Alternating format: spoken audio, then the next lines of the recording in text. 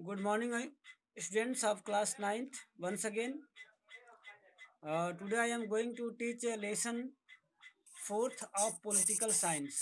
Okay, electoral politics. और this is a second video of this lesson. Before इससे पहले हम लोग ने कल से पढ़ना स्टार्ट किया है इसको, और इसके पढ़ने के साथ साथ हम लोग हिस्ट्री का रिवीजन भी करना स्टार्ट किए हैं, रिवाइज भी कर रहे हैं हम लोग। तो मैं पहले आप पढ़ा लेता हूँ, इसके बाद मैं हिस्ट्री का सवाल या क्वेश्चन आंसर पूछूंगा, आपका होमवर्क जो है।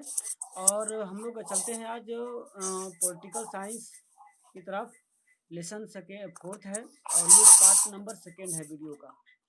आज का टॉपिक हम लोग पढ़ेंगे why do we need election. हम लोगों ने कल पढ़ा था वाई इलेक्शन, इलेक्शन क्या है या क्यों है। आज हम पढ़ेंगे इलेक्शन की जरूरत क्यों है। देखिए elections take place regularly any democracy, यानी कि किसी भी डेमोक्रेटिक कंट्री में बेटा जो इलेक्शंस होता है वो रेगुलर होना चाहिए, regular fix interval of time होना जरूरी है। जैसे हमारे कंट्री में क्या है, हमारे कंट्री में एवरी 5 ईयर्स है सीएम का हो या पीएम का हो, यानी कि लोकसभा या विधानसभा की इलेक्शन जो है होती है। We noted in chapter 1 that there are more than 100 countries in the world in which elections take place to choose people's representative।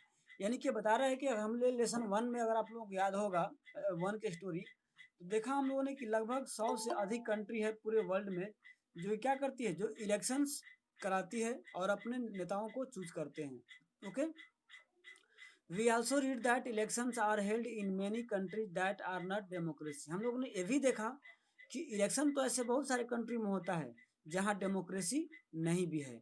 यानी कि ऐसा नहीं है कि जिस कंट्री में इलेक्शन हो रहा है वो कंट्री डेमोक्रेसी हो, बट ये जरूरी है या बिल्कुल ये मस्ट है कि जिस जो डेमोक्रेसी कंट्री है वहाँ इलेक्शन होना ही होना है। बस समझे आप लोग मेरे कहने का मतलब कि जिस कंट्री में इलेक्शन हो रहा है वो जरूर नहीं है कि वो डेमोक्रेसी हो, लेकिन जो कंट्री डेमोक्रेसी है वहाँ इलेक्शन होना मस्ट है। ओके, तो but why do we need election, लेकिन आखिर इलेक्शन की जरूरत क्या है, क्या वजह है कि इलेक्शन हमें चाहिए। Let us try to imagine और डेमोक्रेसी विदाउट इलेक्शन। तो हम थोड़ा सा ये इमेजिन करेंगे, कल्पना करेंगे कि क्या बिना इलेक्शन के भी डेमोक्रेसी का हम लोग कल्पना कर सकते हैं। तो a rule of the people is possible without any elections if all the people can sit together every day and take all the decisions।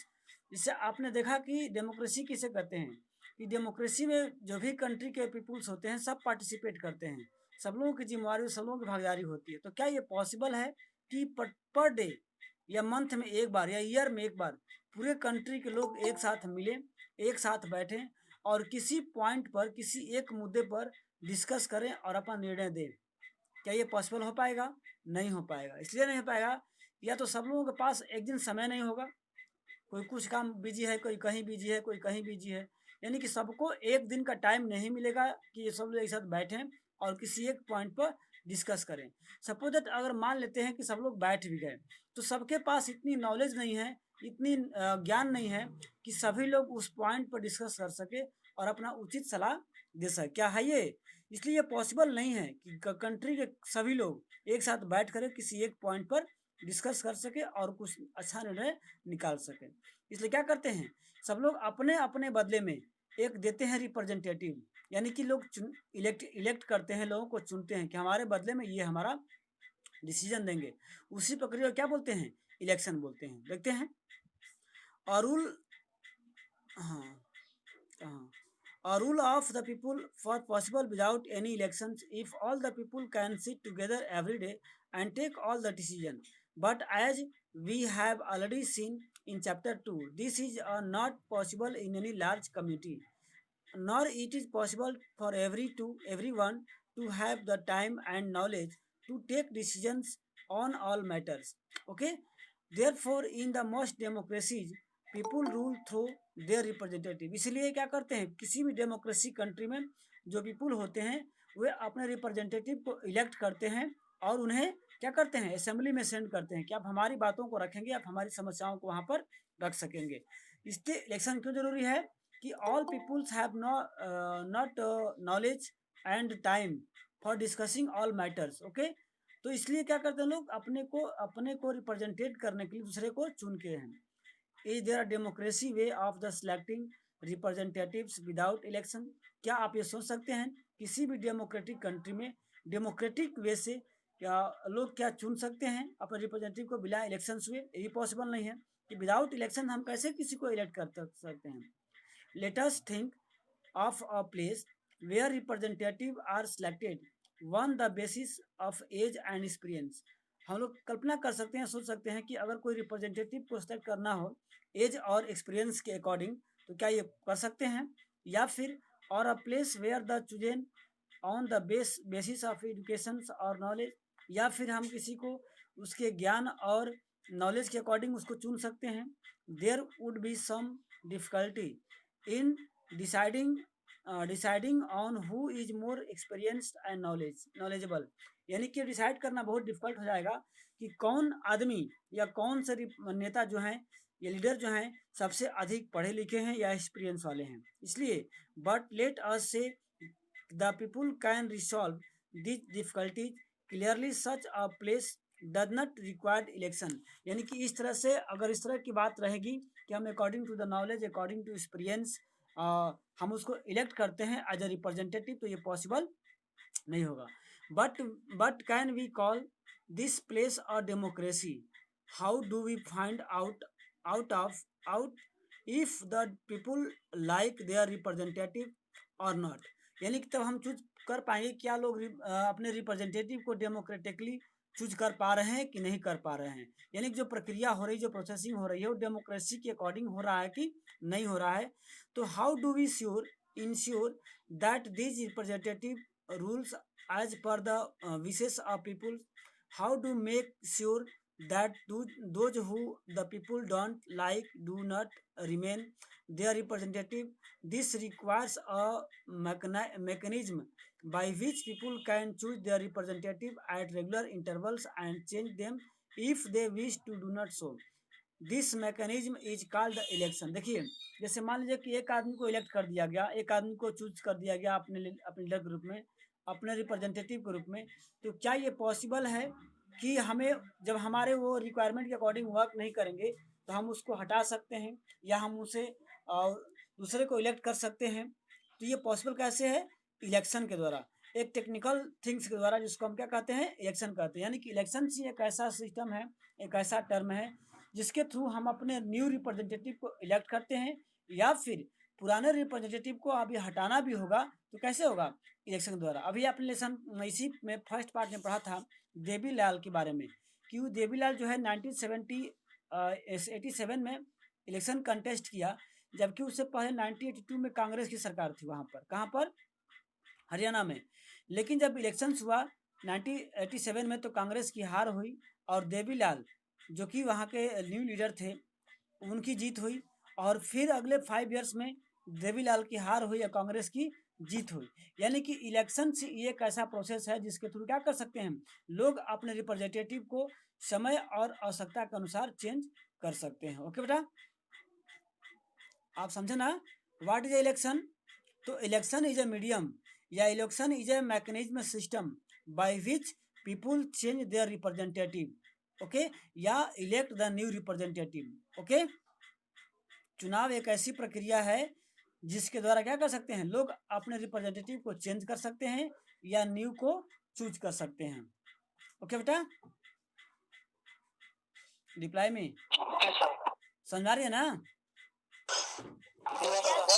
Election एक ऐसा प्रक्रिया है जिसके थ्रू जो पीपुल्स हैं किसी भी कंट्री के जहाँ डेमोक्रेसी है वहाँ के लोग अपने रिप्रेजेंटेटिव को चुन सकते हैं, इलेक्ट कर सकते हैं, या फिर पहले से जो रिप्रेजेंटेटिव है उसको चेंज भी कर सकते, जैसे कि हमने एग्जाम्पल फर्स्ट पार्ट में देखा था ना। देखते हैं कि व्हाट इज इलेक्शन। तो यहाँ पर देखा आप लोगों ने, so this mechanism is called election, therefore elections are considered essential in our times for any representative democracy. यानी कि इलेक्शन जो है क्या है, बहुत ही मतलब इसेंशियल है किसी भी डेमोक्रेसी कंट्री में डेमोक्रेसी को रिप्रेजेंट करने के लिए। तो in an election the voters make many choice, तब इलेक्शन में जो वोटर्स होते हैं वो क्या करते हैं, आखिर वोटर जो है किस आधार पर लोगों को चुनते हैं, किस आधार पर लोग अपने रिप्रेजेंटेटिव को इलेक्ट करते हैं। तो यहाँ हम देखने का प्रयास करेंगे कि जो वोटर्स होते हैं वो क्या करते हैं, दे can choose who will make law for them, यानी कि लोग उसी को इलेक्ट करते हैं जो उनके लिए नियम को बना सकता है, जो उनके लिए रूल्स को बना सकता है। They can choose who will form the government and take major decisions, और लोग उनको चूज करते हैं जो क्या करते हैं, नियम बना सके, गवर्नमेंट बना सके और उनके लिए डिसीजन को ले सके। दे can choose the party those those policies will guide the government and law making, और लोग उस पार्टी को चुनते हैं, उस पार्टी की पॉलिसी को देखते हैं जो गवर्नमेंट को गाइड करती है और लॉ बनाती है और उस लॉ के अकॉर्डिंग वर्क करती है। ठीक है बेटा, तो आगे देखते हैं what makes an election democratic. अब देखते हैं कि इलेक्शन जरूरी है, क्या ऐसा इलेक्शन हो जहां सब लोगों को वोट देने का राइट ना हो, या लोग अपने मनमाने ढंग से इलेक्शन करें, जब चाहे जिसको चाहे उसको वोट देने का राइट दें या ना दें। क्या ऐसे इलेक्शन को डेमोक्रेसी कह सकते हैं? नहीं कह सकते हैं। यानी कि किस तरह के इलेक्शन होने चाहिए, या इलेक्शन कैसा होगा जिसको हम डेमोक्रेटिक कह सकते हैं, जिसमें सभी लोगों को रिप्रेजेंटेटिव चूज करने का मौका होना चाहिए।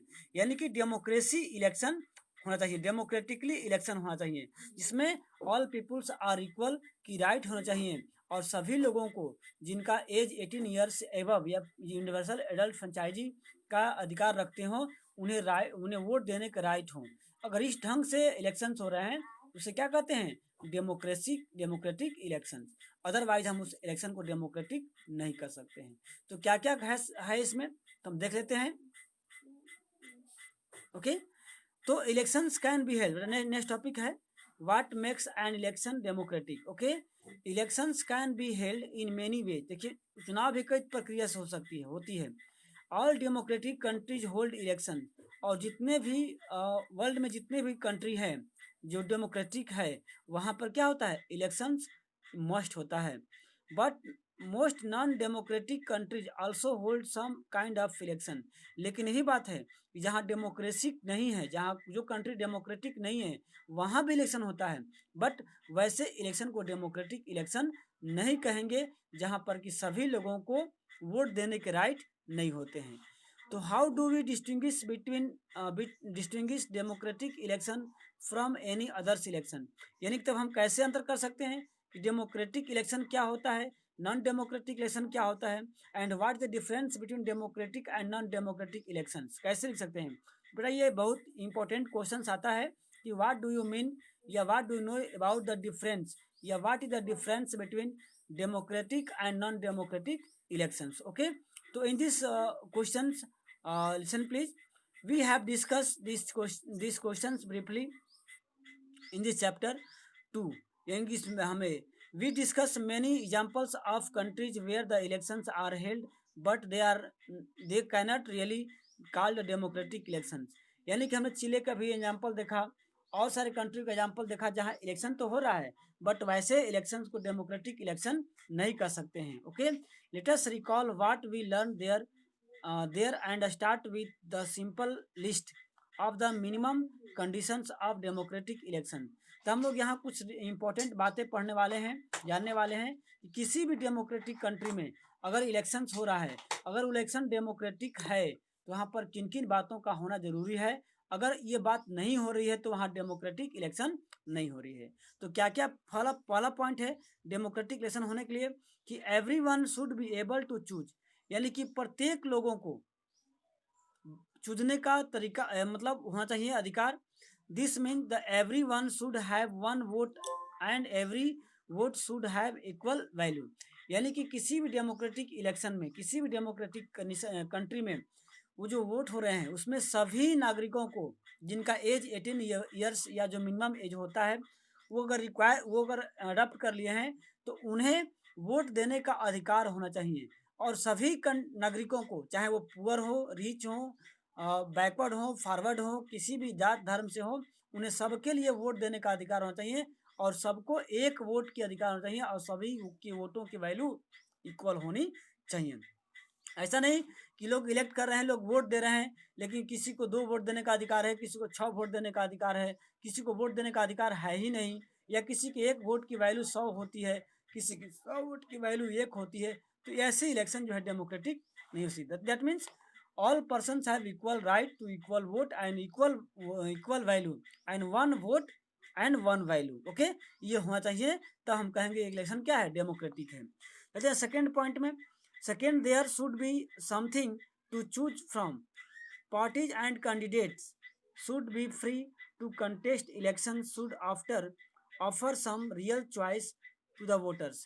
और सभी लोगों को, उस कंट्री के सभी लोगों को जो मिनिमम रिक्वायरमेंट फुलफिल करते हैं, उन्हें चुनाव लड़ने का, ठीक है, पार्टी बनाने का या कैंडिडेट्स बनने का अधिकार होना चाहिए। ऐसा नहीं कि आप चुनाव नहीं लड़ सकते हो, आपका अधिकार नहीं है, ठीक है, आपको केवल वोट देने का अधिकार, ऐसा नहीं होता है। प्रत्येक सिटीजन को वो एज अगर रिक्वायरमेंट को फुलफिल कर रहा है तो उन्हें इलेक्शन कंटेस्ट करने का अधिकार होना चाहिए, ताकि लोगों के पास अधिक से अधिक चॉइस हो, ताकि लोग उनको नहीं चुने तो उनको चुने, उनको नहीं तो उनको, जो लोग अच्छा लगे या जो लोग लगे कि हमारा विश्वास का पात्र है या हमारे कंट्री को अच्छे ढंग से गवर्न करेगा, तो वैसे लोगों को इलेक्शन में कंटेस्ट करने का अधिकार होना चाहिए। ऐसा नहीं कि केवल कुछ ही पार्टी या कुछ ही लोगों को अधिकार हो, बस तुम ही केवल चुनाव लड़ सकते हो, बाकी लोग केवल वोट देने का अधिकार है, ऐसा नहीं। जो चाहे वो भी चुनाव लड़ सकता है, वो भी चुनाव में खड़ा हो सकता है। तो वैसे इलेक्शन को क्या कर सकते हैं, डेमोक्रेटिक इलेक्शन कर सकते हैं। थर्ड है, the choice should be offered at regular intervals. Elections must be held regularly after every few years. और चुनाव ऐसा नहीं कि एक बार इलेक्शन हो गया तो अब इलेक्शन नहीं हो, कभी भी ऐसा नहीं होता है। एक रेगुलर टाइम बने 5 ईयर्स, 3 ईयर्स, 10 ईयर्स की, उस समय के बाद इलेक्शन होना जरूरी है, ठीक है। अगर ऐसा नहीं है तो भी क्या है, वो कंट्री डेमोक्रेटिक नहीं है, या इलेक्शन वो डेमोक्रेटिक नहीं है। नेक्स्ट है 4th number, the candidate preferred by the people should get elected. और जो कैंडिडेट होते हैं वो सभी लोगों के पास समय हो कि लोग क्या कर सकते हैं, वो लोग वोट गेट कर सकते हैं, इलेक्टेड गेट कर सकते हैं। और जो लास्ट नंबर 5 है, election should be conduct in a free and fair manner where people can choose as they really wish. और इलेक्शन ऐसा होना चाहिए, ऐसा नहीं कि सबको वोट देने का अधिकार हो, सबको इलेक्शन कंटेस्ट करने का अधिकार हो, लेकिन सभी लोग किसी न किसी के दबाव में करें। वोट देना है तो मैं कहूँ भाई तुम मेरे को वोट दो, वरना मैं तुम्हारा तुमको मारूंगा या ऐसे कर डराऊंगा, धमकाऊंगा। तो उस केस में अगर वोटर वोट दे तो वैसे इलेक्शन को हम डेमोक्रेटिक इलेक्शन नहीं कर सकते हैं। ओके बेटा, हाँ यस बोलिए।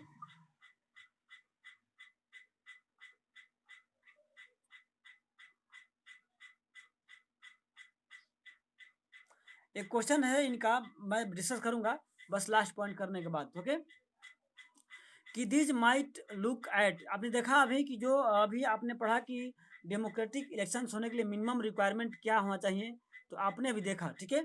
तो आज हम इस वीडियो को यहीं समाप्त करते हैं। नेक्स्ट कल के टॉपिक में पढ़ेंगे इट इज़ अ गुड है पॉलिटिकल कंपटीशन। क्या जो पॉलिटिकल कंपटीशन होता है वो क्या अच्छा होता है या सही होता है, इसको हम डिस्कस कल करेंगे, ठीक है। तो आज हम डिस्कस यही रख देते हैं।